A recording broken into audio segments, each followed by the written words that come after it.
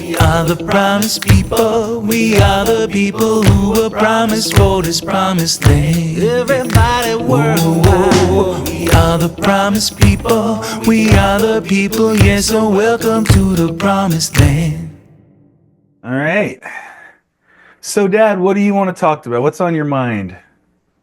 Well, I think we've done now 5 amazing episodes of Break the Trance. And we've been doing an outpouring of the greatest story never told, the code issue, the code meaning, the logic, the grammar, the software of the mind is all important. And we've perhaps overwhelmed any potential listeners. Again, the spirit of this source cast from the source, not from the normal media space, which has been overrun and highly problematic, but Source Media Network is attempting to get to the source of the original foundational language and mind space and source code. And we're seeking to bring that media, source media, to speak to the audiences, if anyone is going to join. But we're speaking to all the people across the planet, even though we happen to be situated in the USA, and there are problematic issues unfolding in the drama of the US right now and has been since the founding, 240, 50 years ago. What we've presented so far in our conversation between you and me to focus on what does it take to break the trance? And we articulated the science, the source science of seeing the code and how it's holding humanity across the planet still in a profound space of the software of the mind that has malware in it, and we haven't been able to see it. And I really wonder now, it's time to step back after 5 and just have it's not more private, but just a heart-to-heart reflection on the challenges we face in seeking to bring a source cast, not a podcast, but a source cast to really reach the people. And the frustrations and barriers that the great teachers have faced, the first responders for millennia, all the great first scriptures and first enlightenment and Vedic science and Christ and Moses and Socrates and reason, all of that going on for centuries. But it seems that the people across the planet are still labored under a certain captivity of a software that we haven't been able to see and mind our minding. And I just want to pause and have just between you and me. And I hope everyone's listening, of course, across the planet, but it's irrelevant. Oh, excuse me. I'm allergic to this conversation. What's that? I said I'm allergic to this conversation. I can see that now. I want to ask you just, as colleagues, there's so many barriers that humans have been facing for millennia and not listening to our first responders and the powerful medicine to get us to see this and to migrate into the deeper human space. Yeah. And I'd like to just ask you, what is it going to take to really reach the wider range of people across the planet, where we are in the human condition? Here's the human condition, but fortunately it's held by the source. So whatever name you use for God, Allah, Brahman, Om, Tao, for the infinite logos, we're in the logosphere, but still we seem to be held here. What does it take, given the deep entrenched addictions that we have, an embeddedness here, to see it, face it, and break this trance? Because the name of our source cast is Break the Trance. And we've done 5, I think, very powerful presentations, 1 through 5. And this is number 6. And I want to take a breather.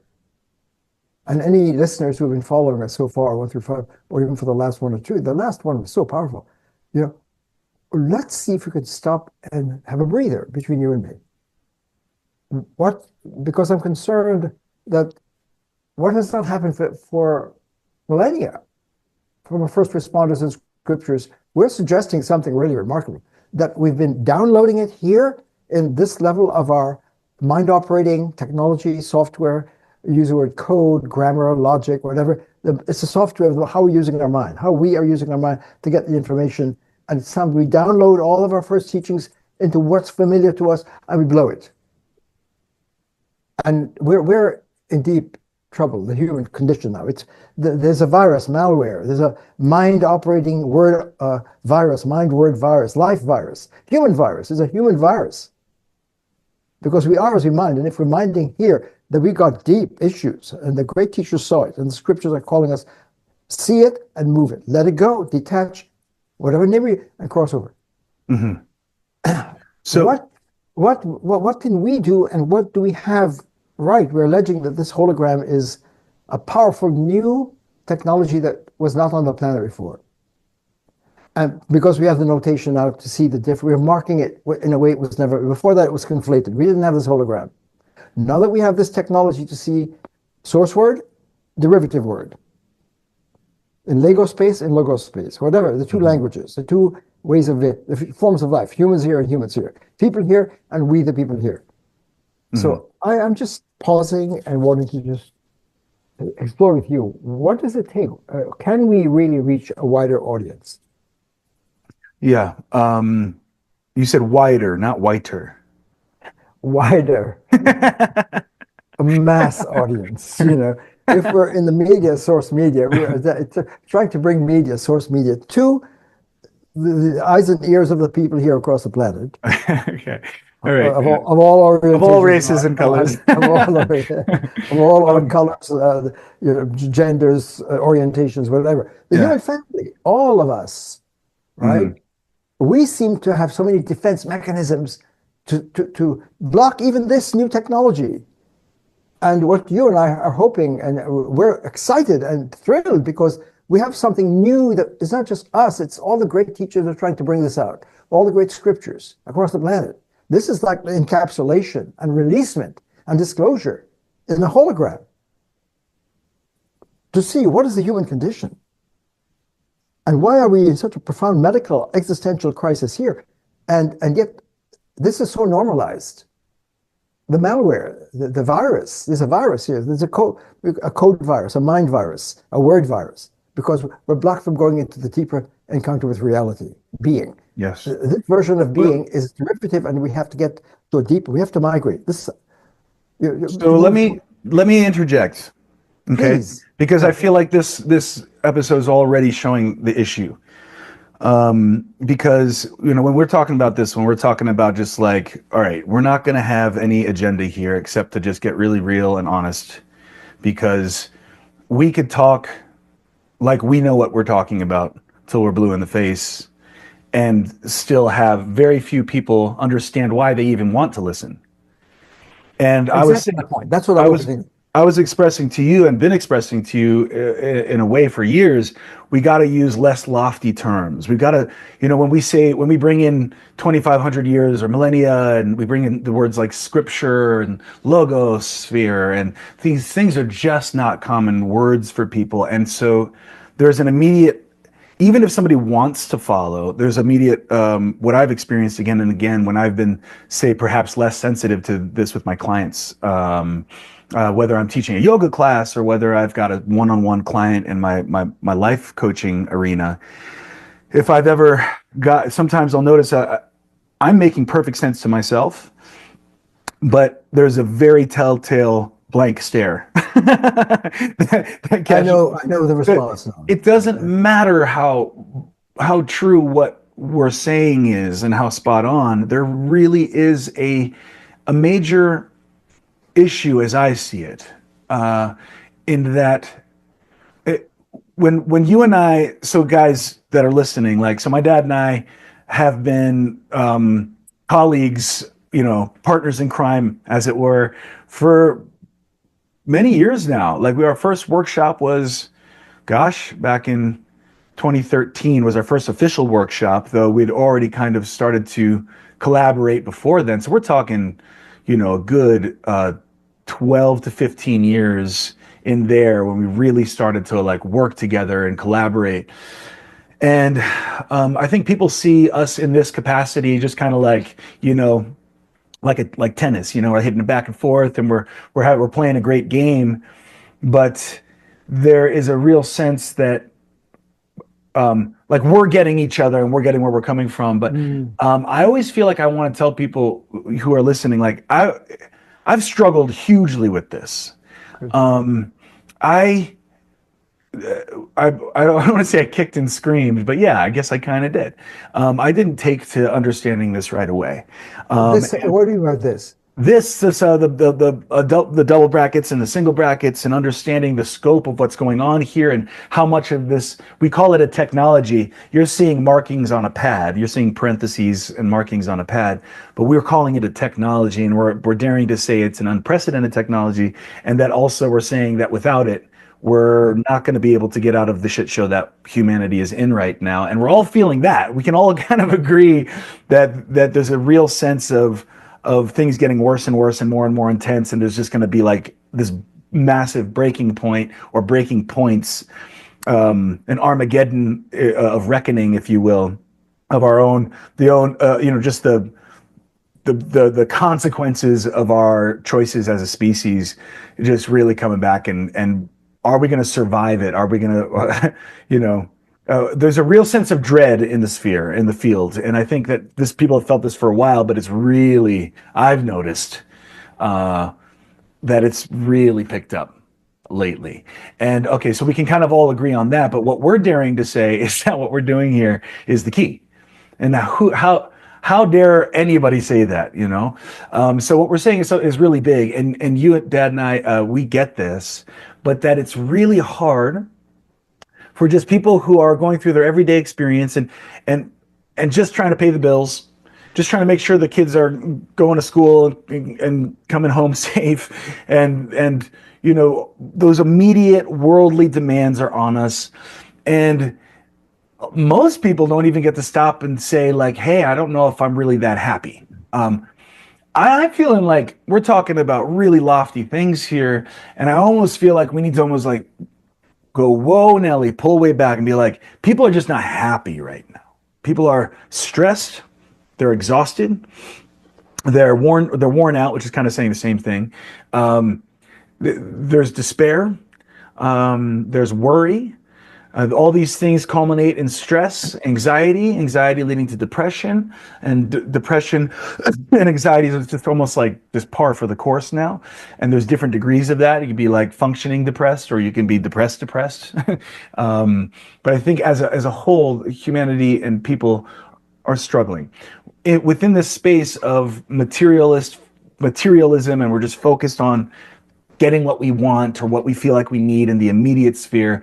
What we're talking about here just seems like, why this? I don't have time for this, and I don't even understand what they're saying when you say words like, logos sphere, or we invoke names such as Buddha or Jesus or Krishna or Moses and Lao Tzu, and these names.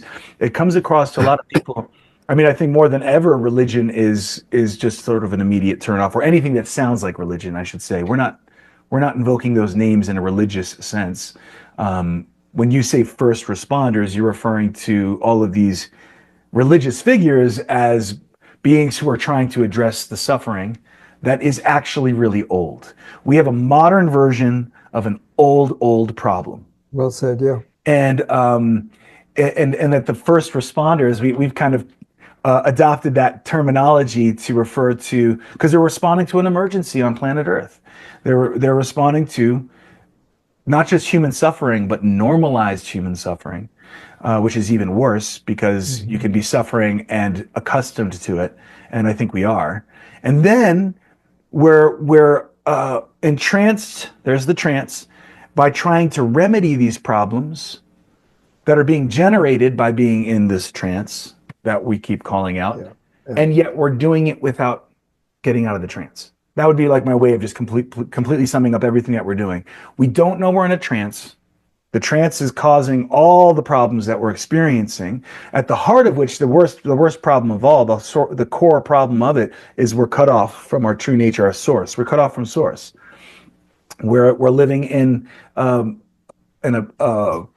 normalized sense of being objectified, and we're feeling a void inside of us, and we're trying to fill the void inside of us, and we're getting entranced by all of these goose chases. We're running towards or running from what's haunting us, or what we're wanting, haunting and wanting.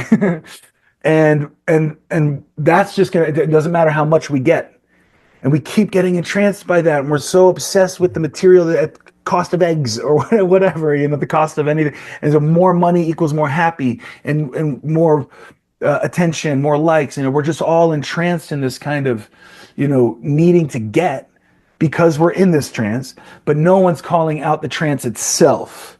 So what we're daring to say is what we're doing is the prerequisite before any of these problems, which are real problems in our life, are addressed. We have to recognize that we have a deeply installed malware in our minds, in our beings, and it's deep, deep, deep. And it's the core of the problem. And if we don't address that, this is actually really good news, actually, because it's sort of like there's a sense of like pointlessness, like the myth of Sisyphus from Camus, of the guy has to roll the boulder up the hill over and over and over, and he's just doomed to that. And it's absurd. And Camus' message, you have to imagine Sisyphus happy, even though he's got this terrible existence. And we're saying no. We're saying no, it's not that. That's not to just bootstrap yourself and with your willpower. You just got to think positive and make yourself happy. It's not working, and we are a little frustrated. We are a little bit pissed off because there's a lot of self-help that's not calling out the trance, and it's just basically giving us candy, if you will. And I'm not saying it's not well intentioned, but what's the end result? We get this candy high from this next method or this next modality, and we try to tell ourselves this is it. And inevitably it runs out of steam, and we got to find the next thing. And there's a whole market around self-help in quotes that's not calling out the trance. And so we've been saying this for a long time, and we've been calling this out for a long time. And what my dad's saying here, and we've been talking about it in our our phone calls and whatnot. Like there is clearly a response from the people, and we want to hear from you. Send us your comments, send us your thoughts down below. Just comment, and we'd love to hear your feedback. But a lot of people are saying you got to meet people where they're at, and that's true. You do. We've got to meet people where they're at. But if the student is like this, yeah, well, like. Meet me where I'm at, is lazy in their mind, lazy in their consciousness, and wants to just be spoon-fed, that's not helping the student. You got to meet, you also have to meet the teacher. And so we've been dealing with this kind of tension because there is we've observed that there is real, when what we're saying is actually should be really exciting and really give you so much hope. We've come across a wide range of resistance, and I would even go so far as to say phobic responses, and even anger and put downs, and and it's like wow, and I used to take it really personally, and then I realized, shoot, this is just physics. What we're doing is calling out something that's really, really deep, and when our sense of security, which I would dare say is not real security, it's a sense of familiarity with insecurity. And we're secure because it's familiar, our ways of being, our rigid ways of holding on to our identity and our worlds and all that. When that gets challenged and we're raising the question, are you really grounded? Are your feet really on the ground? Well, that's a scary thing to ask ourselves. And so I think there's a lot of fear, subconscious, not even conscious. There's a lot of fear to where so some of it is we're asking, how can we reach people better? But some of it is how can we overcome, how can you, the listener, become aware that what's being shared here is going to rattle you at the foundations, and that there is an objective responsibility that the listener has also, to not slouch back, but to lean in, to sit up and listen. Well said. So that's just my immediate response. I know I went on for a while, and I appreciate you letting me go, but those are some of my initial thoughts. That's very helpful, Nath. And you're bringing out what we face in trying to bring the most amazing, we call it the greatest story never told. We dare to say this. This hologram is capturing the greatest story never told. And when you say first responders, why are all the great minds looking to because what's first? The intuition deep implanted within us is that there is a reality. There's being. Being is first. There's something first. And our great scriptural traditions have been calling it by God names, whether it's Yahweh or Allah or God or Brahman and Buddha said, no, let's not use God names. Let's use science, medical science, a field, the unified field of being. What's going on the ground floor? What's first, right? First is tapping the foundation of reality. Reality is first. It's the source of all. That's what this is showing. Whatever we have in our worldviews here in this derivative form was already a great breakthrough for humanity to really tame the logos, the word, the light of reason, being, the infinite, to tame it and gain control over and have the cave fire where we can handle it. And the subject has the objects, information, and we can talk about it. And language is great to picture the world. But there's a deeper language, original source language, in which you're zoning it. You're in the zone. You're not representing. It's presentational, not representational. And so the great first responders, because in different traditions across the planet over millennia, were trying to get to what's first. But we didn't have the code differential between this code and that code, the logos code, the code of what is first, the God code, the Om code, whatever name you use, the Allah code, right? It was compromised by trying to get it from the derivative software. We're downloading it, and we didn't know how to upscript. And unless we see this, as you point out, we're not going to be able to even know that there's a code that's got us captive. We don't know we're captive. Our minds are captive. You said it's very deep. Mm-hmm. And therefore, it's normalized insecurity. That was beautifully what you said. You know, when you're used to your insecurity and it's familiar, just because it's familiar doesn't mean it's not problematic. Mm-hmm. And it's a pandemic across the human condition.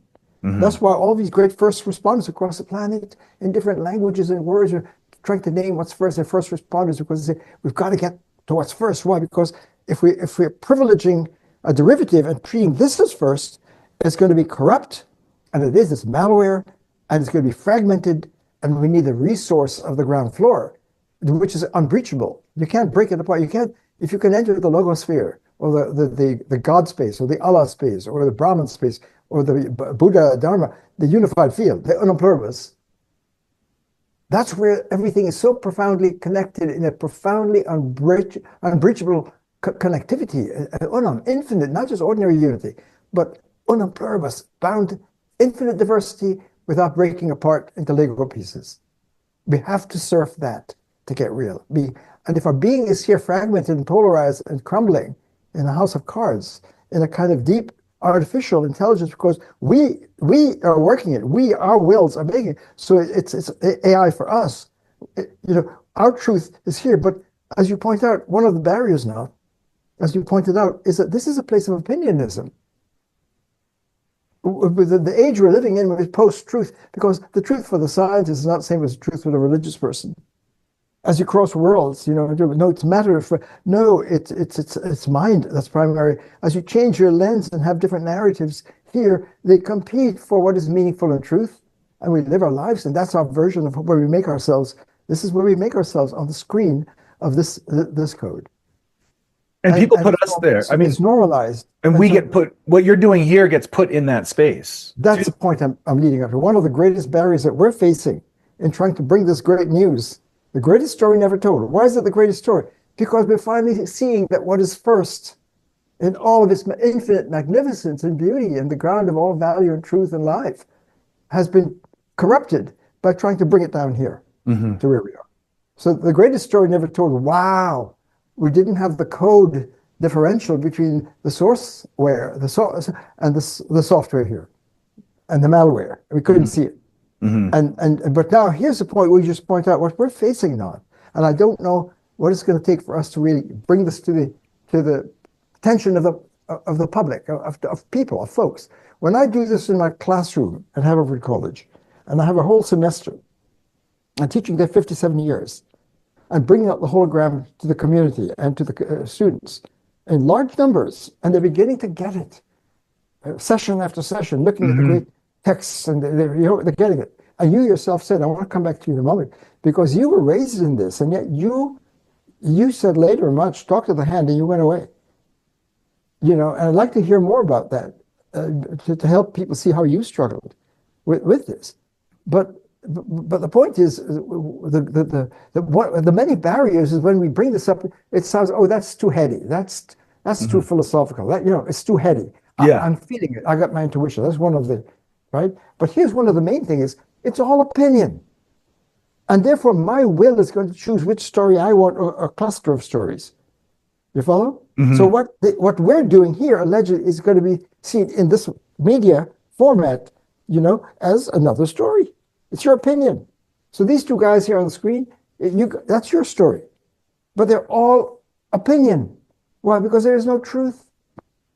There is no truth. And what we're saying is, now that we have the breakthrough to the source code, we've got the source science. We didn't have that before. It was there always. This was always there. But we didn't see that this is science, source science. It's truth. We hold these truths to be self-evident.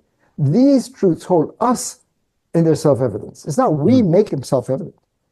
So we don't realize that Buddha's Four Noble Truths. And I hate to bring up the word Jesus and Buddha and Socrates. I hate to do that because you're saying it's turn to love. When Socrates saying, got to leave the cave and come into the logos light. Jesus, I'm the way, the truth, and the life. How can a being be, well, logos in the flesh, speaking? You mean there's a Christ language? Yes. This is very serious. What we're suggesting is earth-shaking, and the greatest story never told, is that Jesus here is not Jesus. Buddha here is not Buddha. 1776 here is not self-evident truth, life, liberty, demos, we the people. This is huge what we're saying. And the science now, wow, could democracy be based on science? Can ethics, I and other, cannot be breached. I can't objectify the other. That's ethics is here. Ethics is grounded in the logos science. This is huge what we're saying. Golden rule, yeah. The golden, all the many different golden rules that we've had, right? Which are like platinum when you bring it into the gold. Right? Because the golden rule is science. And Christ, for example, speaking here, I and the other, you have to love one another. Why? Because we're interwoven here, and here it's in silos. So I want to turn to you, and maybe you might share your struggle with this, because you struggle with it, as you said before.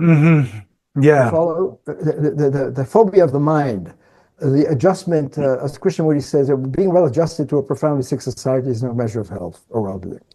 Right? We hear it in information. That's nice, Krishnamurti. That's nice, Descartes. That's nice, Socrates. That's nice, Jesus. That's nice, Muhammad. That's nice. Choose your story, because now there's no grounding. Yeah. And you went your way. You left college, and I'm a college professor all these 57 years here outside of Philadelphia. You were raised on the campus, around the campus culture. And you were doing well in school. And says, this is not for me. Education, I was doing okay in school. You were doing really well. You were on the dean's list. I skated by with minimal effort. I could have, if I applied myself, I'm certain that I would have gone as far as I wanted to. But I was very much, very undisciplined, very much pleasure seeking. Very, very much turned on by spirituality and the New Age movement and all of that, which made me a kind of weirdo in my East Coast suburb school. And so when I moved out to Sedona when I was 18 years old, Sedona is, where I still am now, is like a hub for spirituality and conspiracy theories and aliens and all the stuff, that was so out of the box. And I had having grown up with family meeting every Sunday, we went through the Bible and the Bhagavad Gita and the Dhammapada and the Quran and the Tao Te Ching, all these sacred texts, and being infused with that and just being influenced by what you were teaching, that that was all in me. But coming to Sedona and coming into like the what I would say now is like a more of a single bracket spirituality, in that space, like an eclectic blend of angels and psychics and this and all, not to put any of it down, but But it was like, I was like, who needs double brackets? Who needs philosophy? Who needs all that stuff's old, you know what I mean? And like, I'm a feeling person. It's all about feeling, and like, get out of your head and into your heart. And it's all this kind of like, what I see now was almost like mind phobia, like a lot of coming together to like put down the mind, because we've been misusing mind. The mind has been dysfunctional, but we threw the mind out with the bathwater, so to speak. And when I say we, I mean like anybody just kind of like with all that religious fervor, taking to what we call spiritualism, and spiritual bypass, a lot of people call it now, just basically, rejecting anything that requires us to upgrade our consciousness, upgrade our mind, Yeah, and then go into all the talk about dimensions and going into higher dimensions and all these different ways that are like, we're all trying to sidestep this issue, the code shift, right? And so I got swept into all of that, and I rejected, not flat out rejected, but got kind of was like, all right, Dad, I don't I don't think you really get it. Like, you don't get it. And like, we get it.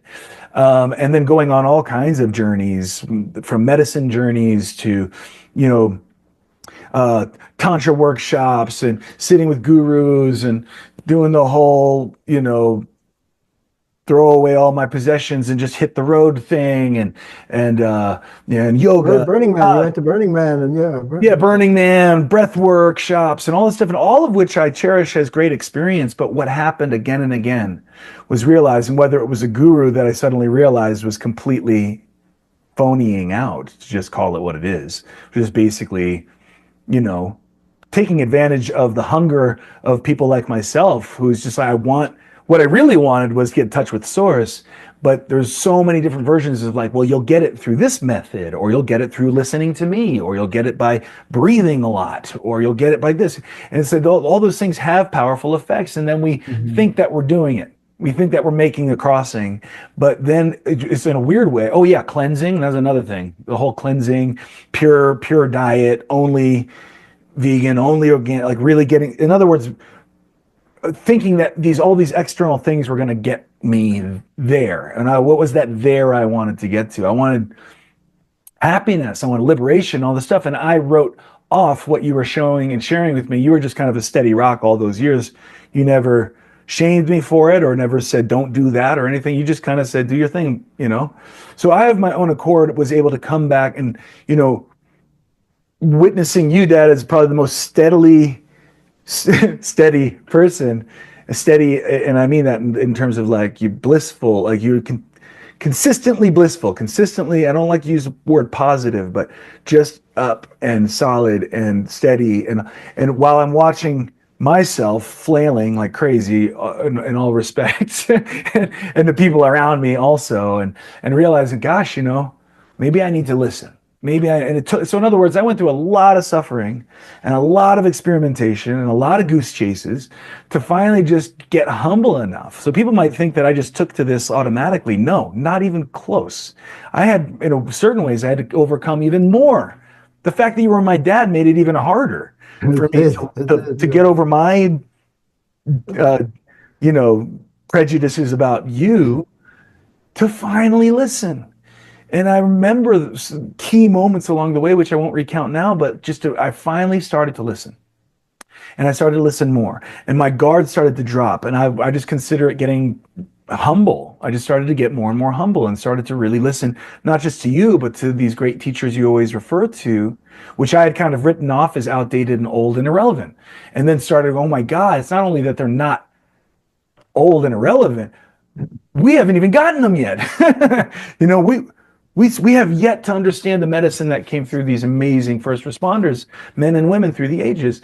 And so I wish there were a way for people to know, and I guess that's part of what this episode is about, for them to know that, like, I didn't just automatically come into this. A huge amount of kicking and screaming, huge amount of resistance, huge amount of exploration, huge amount of dead ends, and despair and depression and anxiety and all kinds of shit that I had to go through to get to the point where I finally fucking listened, to be honest, and then really started to get it. Now it's at the point where not only have I gotten over my phobia about it, I've embraced it, and I've been taking your college courses now for the last 6+ years consistently. Not because you expect me to, but because I want to. I realize how empowering it is, and it just makes me stronger and stronger and stronger. And so we find ourselves, back to my original point, you and I find ourselves being able to just like we've learned how to fly. You know what I mean? Before it's commonplace. And so we're just flying. It's like, well, great, you guys can fly. But that has nothing to do with, I don't get it. There's a lot of a feeling of, and that's so what I've been not lamenting about, but we've been kind of just, how do we make this more like more relevant? It couldn't be more relevant, but when people haven't had any of the background that we've had and the years of practice, it's like, imagine if it's like a martial art. We've been black belting it for a long time, but that can make somebody who's just getting started, is just getting their white belt or yellow belt, and feel like, well, what's the point? You know what I mean? I can't keep up with this. So how do we sort of like, I don't want to say, it's not dumbing it down because that sounds like an insult. It's like just really make it so basic in the sense of like, guys, if we don't get this, that our minds are operating in a way that are constantly grinding against reality at the deepest level. Forget about what you're thinking about.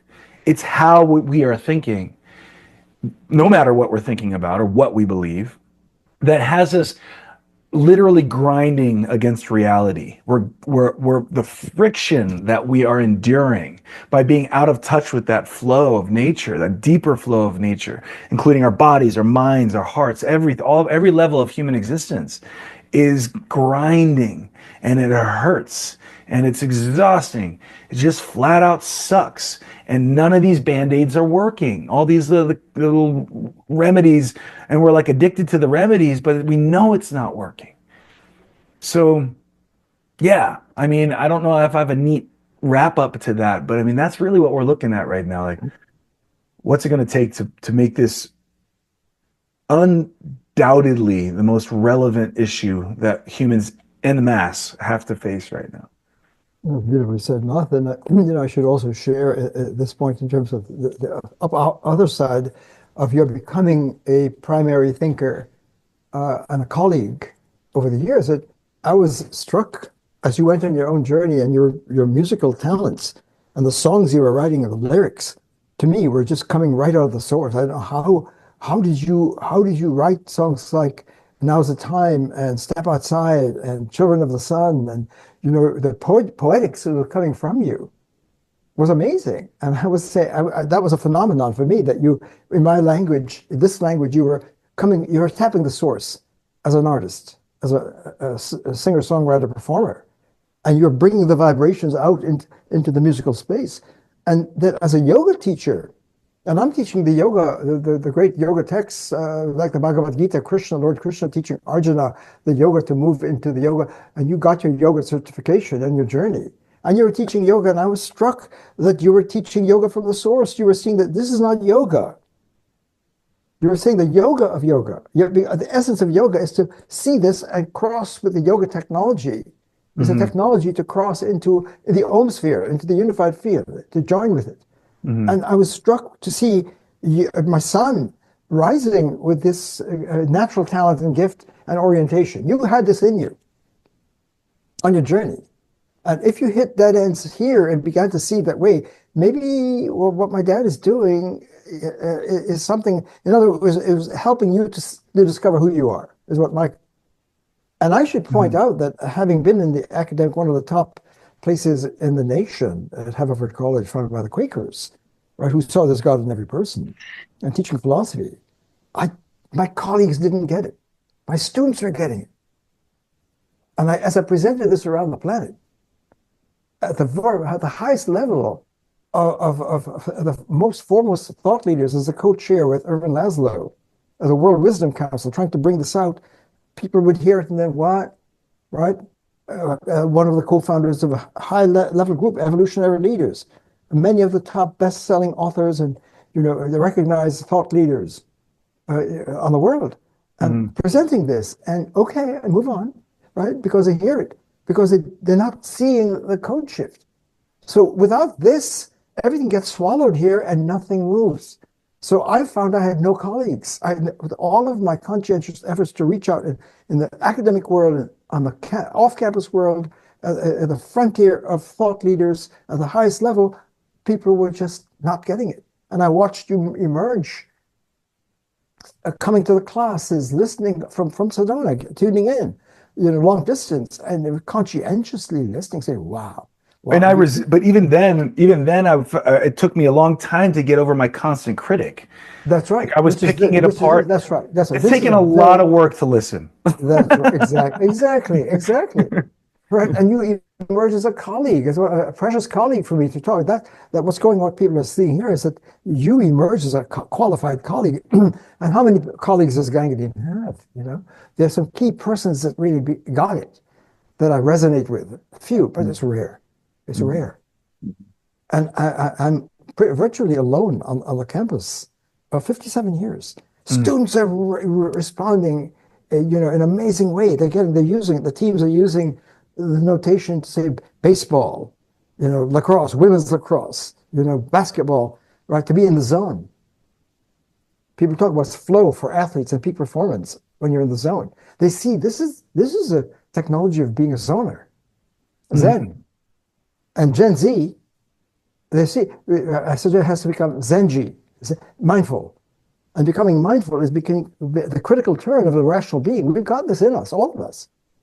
But when we're embedded here, we have to somehow begin to mind our minding, become mindful. Not minding, but mind our minding. We have to see the code. And so I think this was what we're massaging here, so to speak, now you and I, is realizing it's extremely hard. Yeah. I think it's And I'm glad you brought that up about. I'm not depressed. I'm totally depressed. No, I'm just kidding. I'm really not. I mean, I'm actually thrilled and excited. It's more just scratching my head and going, okay, what's it going to take? Because I've found that people, instead of being like, wow, what's this? Let me understand it more. There's more of almost like an appetite to put it in a box. You know what I mean? And that's what's always intrigued me. It's like, why is the default to cut it down rather than to go, let me discover what this is about? And I think it's because there really is something about it that is ground shaking. It really is ground shaking. And it's absolutely ground shaking. It's but here's the funny thing. Just to finish my thought, because you were saying about how I was teaching from that place. I wasn't consciously thinking I was teaching from that place. I think it was just sort of coming naturally.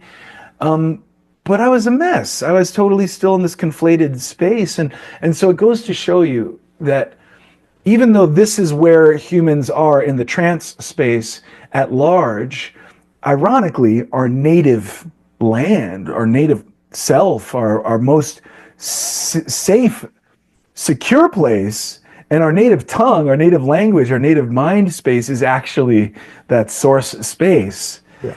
And that's what I was saying about the malware that we have installed.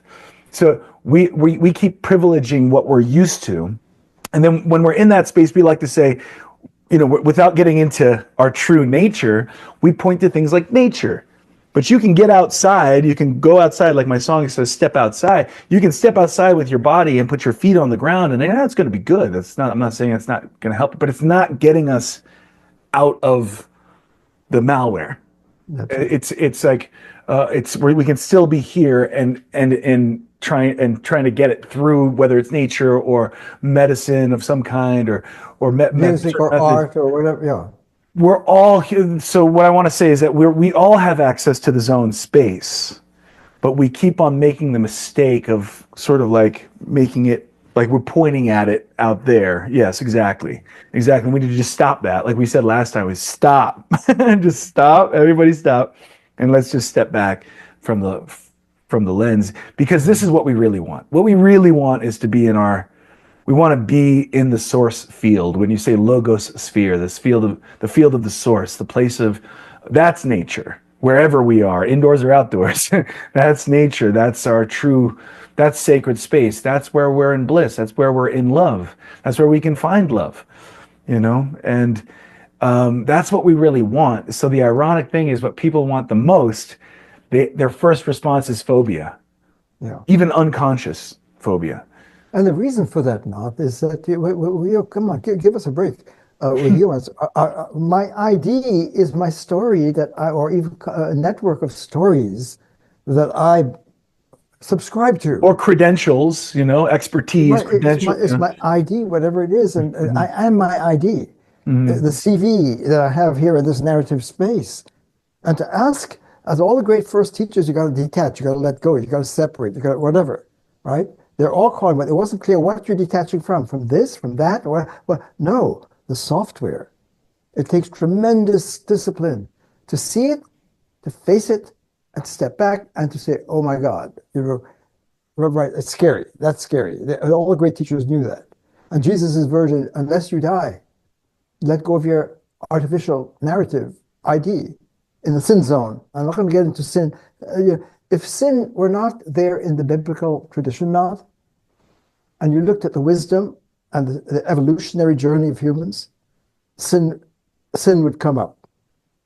It wasn't like, oh, it's in the Bible. No, sin is simply, from this point of view, is being cut off from source and from the self. And the great coaches, first responders, and scriptures and enlightenment teachings are all having to do with, we've got to upgrade. We have to have the courage to let go of something profound, let it go, and rise. You take some faith in the source. And that's where your high self is. Your primary versions of each of us. A logos kid, a logos sapien. Not Lego, not a separate unit by yourself, but a logos kid. And scary as hell to do that. Mm-hmm. And your sharing is an example, right? And I'm saying you really stand out in the, I said I've been teaching 57 years and thousands of students who begin to get it when they're in the class for a semester and 26 sessions, day after day, calling them in the lab. They begin to get it. They begin to see this. Mm-hmm. Yeah, it's amazing to watch. Yeah. Pardon me? It's amazing to watch, again and again. You don't know how it's sinking in, and then you see the midterms, the students start It's just amazing talking, and how whoa, brilliant kids. They start to can get get it, yeah. Yeah. And So actually, it's accessible. this isn't complicated. This is actually the simplifier. It is complicated without this, without this technology. This is the complicator. Mm-hmm. This is the simplifier. Mm-hmm. The unifying, the more perfect union, the unum, the unifier of the first. When you flip from this first, no, this is first. Mm-hmm. It's not a conversion, an inversion. Mm-hmm. And when you get, oh my God, it's simple, it's unified. That's ethics. That's demos. That's love. Mm. That's fulfillment. That's well-being. That's nirvana. It's here. It's right here. All of this is being held. Mm-hmm. Anyway, we've gone back. I think we have to watch the time. Yeah, I was thinking that too. I'm just really glad. We'll probably do these, now and again. This is our intention for this one was kind of just like let's just speak honestly about our experience as we're going through this. You know what I mean? It's not that we're not speaking honestly from the heart. We are. We are. No, absolutely. But I guess I mean like just like have like a heart. I know you didn't mean that. I'm just saying, we're giving it everything we've got. You and I, our passion is that the greatest, important, most prior thing happening on the human family in our crisis now is this. The greatest story ever told. It's a good. This, if you want good news, this is a good news because this medicine of source science is what's going to help us see the brokenness in our lives and the emptiness over millennia. It's not an overnight thing. And it's not just you and I got this. We're seeing the great teachers and scriptures were bringing this out. And we were blessed to help find the notation to bring out the code differential so that people can finally say, oh, OMG, I'm getting to get it now. I'm seeing the deeper language. Yeah. It's funny because I just got this book of my own. My friend had lent it to me first, Flatland by Edwin Abbott. And I think it really serves as we sign off. I think it's just like a really good analogy because it's a conversation of a third dimensional being speaking to a two-dimensional being. So it's narrated from the perspective of a square, literally a two-dimensional being, and this three-dimensional being is like it's a conversation between the two. And Yeah, that it's a really good analogy for this because it's like in order to understand that higher dimension, you have to get out of flatland. It's called flatland, and it's almost like we're so used to flat minding everything. When Buddha or Jesus or one of our revered teachers is speaking, or there's a true teaching from source, we automatically flatland it. You can't you can't draw a sphere, or you can draw something that looks like a sphere, but you know what I mean. Like it's like we keep two dimensionalizing these teachings, and we haven't been able language and the word. Yeah, yeah. to access it. And so if you think of it as a good analogy for what we're looking at here, this is exciting. This is about it's not and the two-dimensional flatland is not our home. That's not our home. Our true nature is that this Right. dimension of being that we're almost denied access to because of how deeply entrenched the malware is in our consciousness. So the most powerful thing we can do for ourselves is learn to be able to step back and see the malware, because then you can see it operating in your life and you can see how it causes all the suffering. If you want to just talk feelings and this is all too heady for you, well, if you want to just look at everything that sucks in your life or anything that's difficult or painful or strugglesome, and you can start to see how it's being generated by the malware, Yeah. and that you don't have to do it. And you can step out of that and you can go into a deeper flow state. Term flow state is often thrown around too in the single bracket sense, but a true double bracket flow state, that's your nature, that's your home. And until we get that, we're working with band-aids, and we're placating ourselves within the trance. And so that's why our passion is so strong. We're saying let's stop doing that. There's a direct line to our true nature and true happiness and well-being. So Mhm. we're gonna Well keep said. doing this every week, come rain or shine. Our vow, for anyone listening, our vow is that this is the most important thing for our human survival. It's come down to a point of life and death now. This has reached a fever. It's reached a fever pitch of self deconstruction and fragmentation. Hmm. The virus, the Lego virus, for millennia has been working and has reached a fever pitch now, right, where things are about to collapse. And we feel it. And we have no choice now but to choose. We have the only choice is to become free beings. Yes, right where Not we to are. choose, Yeah. not to choose here, but to Hmm. step back and see, OMG, we have a choice. We can rehabilitate our software.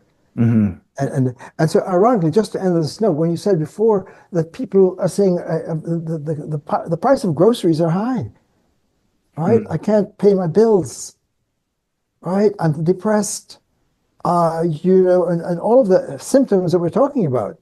And therefore, but what you just said is, but when that's why it's all the more important because people are focused here in the normalized suffering that we urgently need the medicine of seeing the source of the causality of all of that Hmm. widespread suffering Yes. and Hmm. fragmentation. Hmm. Right? And this is why we're going to keep bringing out the code education, which we never had before. So in effect, what you're saying is that until people, including all of our wisdom teachers and keepers and self-help gurus and others, and activists who want to solve the problem, until we face the code issue and we keep pouring it in here, Hmm. it's self-negating, it's your cancellation.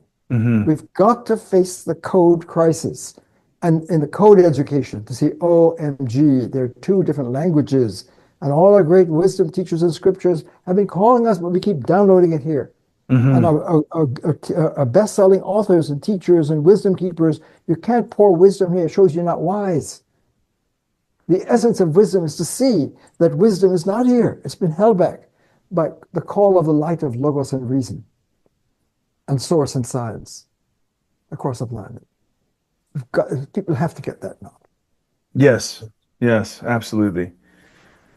And I'll continue to put the down below the links to our other channels and our podcasts, and also to have private sessions, where I can work wherever you are in the world. We can work one on one, just like this, and really I can help you right from where you are, um, sort of customize this code education for you and for your life, and to help you see how immediate this is for your own well-being and liberation from suffering, and getting out of the malware tyranny that we're all struggling with. I can help you with that one-on-one. So And I would just reach echo out. that tremendously. I mean, you can see from our father-son, interchange over decades, how I view Nathan and how he struggled.